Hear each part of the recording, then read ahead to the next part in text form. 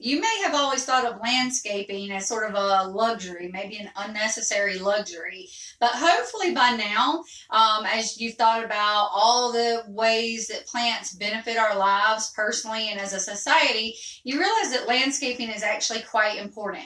And I really hope that you have taken advantage of the going outside and just staring at nature for 3 to 5 minutes. I know it definitely helps me. So again, you can see that landscaping and creating a space to do that is really an important investment.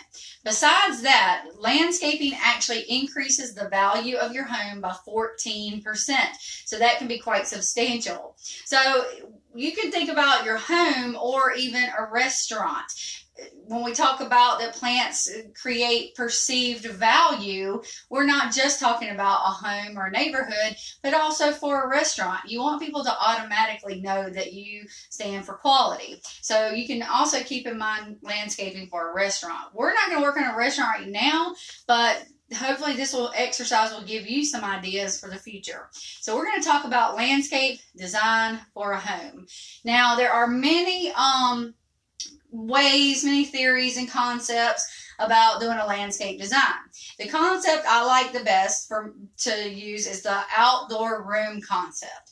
So think about the rooms in your house, and then we're going to just recreate that living space outdoors. So you want to use these several rooms. One, we need a public entrance.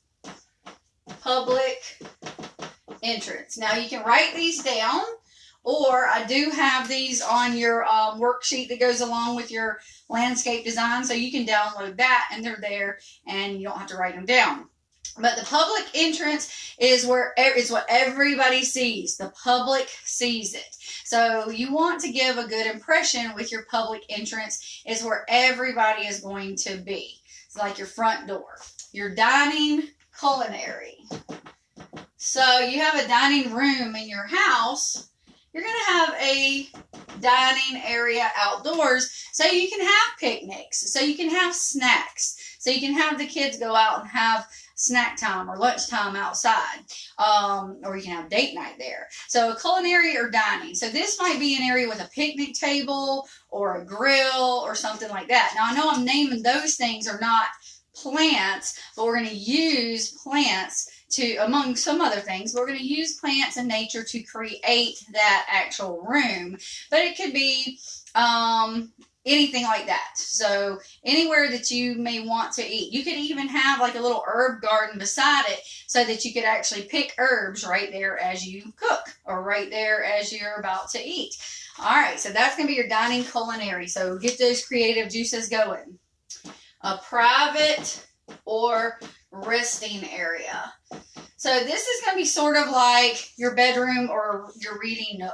So this is going to be a place where you could go and maybe sit in a swing or a hammock or on a bench or anything like that. It could even be a path. You don't have to sit or lie. It could be a path that you walk, a nature path. So anywhere that you can go and be reflective. It could be both. It could be a combination of a nature path and a little reading hammock or whatever. So this is a place for you to be private, to be alone with your thoughts, to meditate, to just commune with nature. All right. So this could be for the family or for just one person. And just think about too, that you could have a dining area that, your private area, if you have a little path, could actually come right beside it and keep going. So this could be a place where maybe you watch butterflies. So you could want to attract butterflies to there if you really like butterflies, or birds. You could want to attract birds if you enjoy bird watching. So just start getting those creative juices flowing. Entertainment.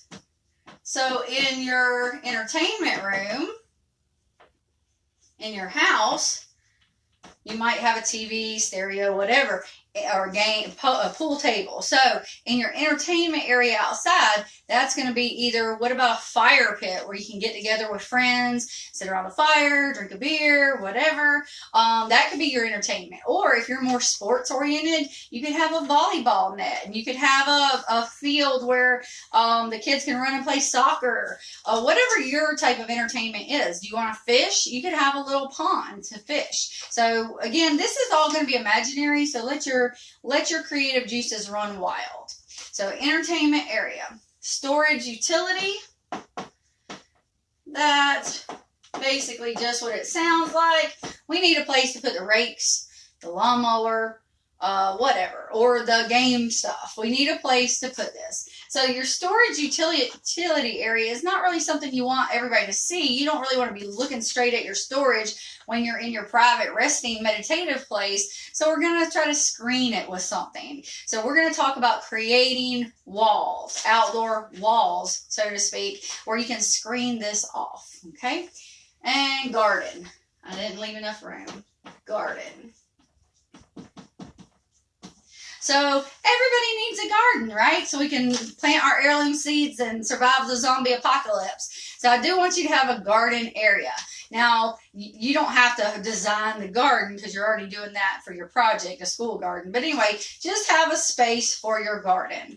Now, having said that, we're going to have a garden space. That's not going to be the only place we're going to use edible foods.